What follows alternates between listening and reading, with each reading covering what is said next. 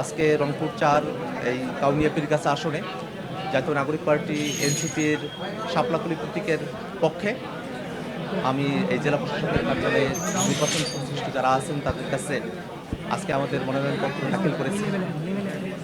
সারা দেশে মনোনয়নপত্র দাখিল করার আজকে একটা তুমুল আলোড়ন তৈরি হয়েছে, একটা উৎসবের আমেজ তৈরি হয়েছে এবং আমরা বাংলাদেশে সুষ্ঠু নির্বাচন অংশগ্রহণের জায়গা থেকে এবং বাংলাদেশের রাজনীতিতে শান্তিপূর্ণভাবে ক্ষমতা হস্তান্তরের যে সুন্দর একটা আবহাওয়া আমরা দেখতে চাই, তার একটা পরিবেশ এখন পর্যন্ত রংপুরে বিদ্যমান আছে।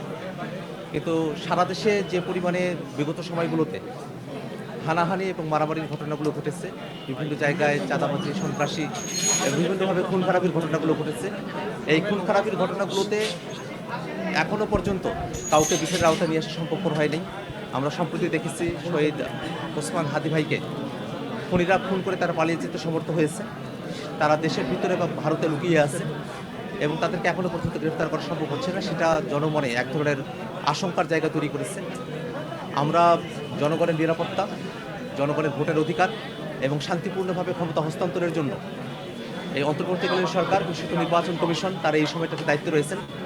তারা তাদের সামর্থ্যের সর্বোচ্চ ব্যবহার করবেন এবং একটা শান্তিপূর্ণ প্রক্রিয়ার মধ্য দিয়ে একটা সুষ্ঠু এবং জনগণের অংশগ্রহণমূলক এবং ফেসিবাদ মুক্ত একটা নির্বাচন তারা উপহার দিবেন। সেটাই নির্বাচন কমিশনের থেকে এবং অন্তর্বর্তীকালীন সরকারের থেকে আমাদের প্রত্যাশা। রংপুর ৪ কাউনিয়া পীরগাছা আসনে আমার নিজের জন্মস্থান, সেখানে আমি জন্ম নিয়েছি, বেড়ে উঠেছি।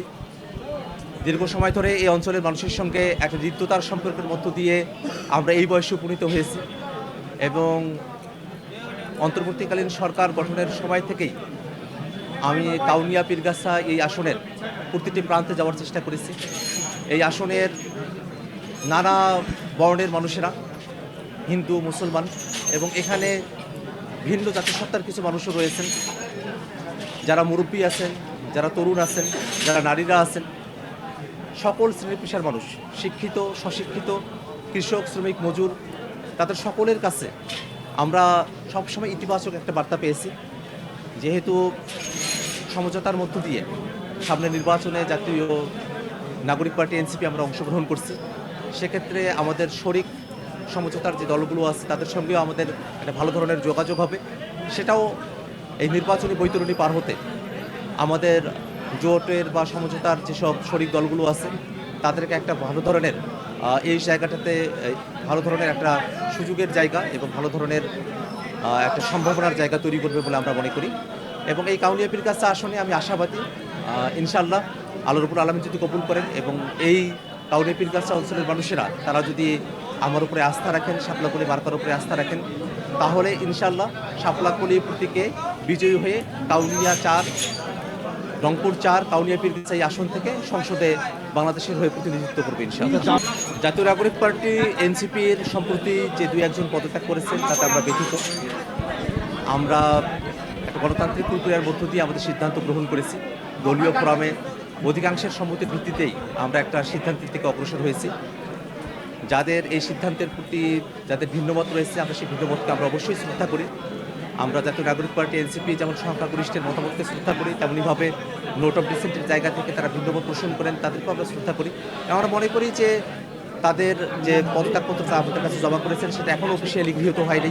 আমরা তাদের সঙ্গে আলাপ আলোচনা চলমান রাখব এবং জাতীয় নাগরিক পার্টি এনসিপির নেতাকর্মীরা আমরা সকলে ঐক্যবদ্ধ থেকে বাংলাদেশের স্বার্থে, গণতন্ত্রের স্বার্থে, সংস্কারকে বাস্তবায়নের জন্য বাংলাদেশে যে গণহত্যা সংঘটিত হয়েছে সেই বিচারকে কার্যকর করা, একটা দুর্নীতিমুক্ত এবং এই বাংলাদেশে আধিপত্যবাদী যে শক্তিগুলো রয়েছে সেই শক্তিগুলোকে পরাস্ত করে বাংলাদেশের স্বাধীনতা সার্বভৌমত্বকে রক্ষার যে লড়াই, সে লড়াইয়ের জন্য জাতীয় নাগরিক পার্টি এনসিপি নেতাকর্মীরা আমরা একতাবদ্ধ থেকে দলীয় সিদ্ধান্তের প্রতি আমরা নিজেদের সমর্থন ব্যক্ত করে আমরা বাংলাদেশকে নেতৃত্ব দিতে চাই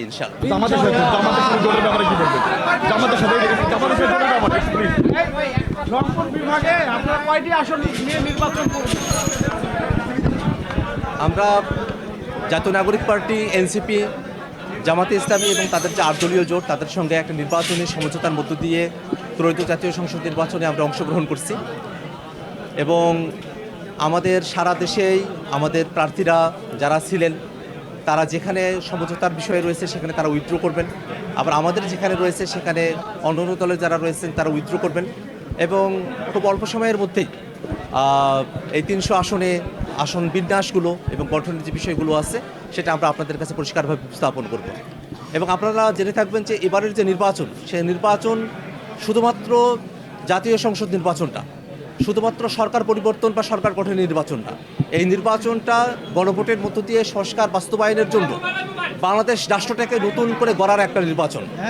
সেই নির্বাচনে বাংলাদেশের জনগণ তারা যেন সংস্কারের পক্ষে থেকে, জুলাই সনদ বাস্তবায়নের পক্ষে থেকে গণভোটে তাদের হ্যাঁ ভোট প্রদান করার মধ্য দিয়ে বাংলাদেশ রাষ্ট্র কাঠামোকে নতুন করে গড়ার যে সুযোগ, সেই সুযোগকে তারা যেন সঠিকভাবে বাংলাদেশে বাস্তবায়নের একটা পথ তৈরি করেন, সেজন্য বাংলাদেশের আপামর জনতার কাছে আমরা আমাদের আহ্বান রাখতে চাই।